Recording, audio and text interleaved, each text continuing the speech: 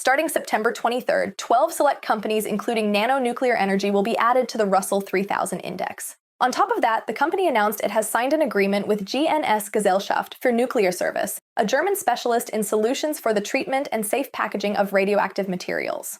It involves a project to produce an optimized HALEU transportation system solution based on nanonuclear's exclusively licensed fuel transportation basket design.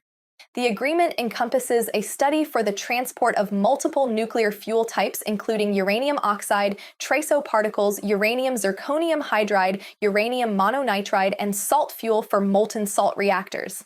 GNS will oversee a comprehensive study that includes a detailed description of the transportation system, bills of materials for critical components, conceptual drawings, risk assessments, and cost estimates for design, licensing, and manufacturing. Then, according to third-party audits from the Responsible Business Alliance's Validated Assessment Program, First Solar was awarded platinum status for facilities in the US, Vietnam, and Malaysia.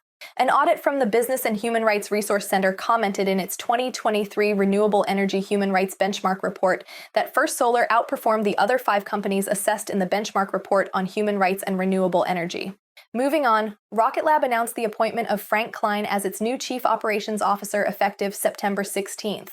He has more than 30 years of international manufacturing experience and leadership in the automotive industry. His role at Rocket Lab relates to scaling manufacturing of spacecraft, launch vehicles, and spacecraft components. Most recently, Mr. Klein served as COO at Rivian Automotive, where he helped the startup EV company drastically increase production volume.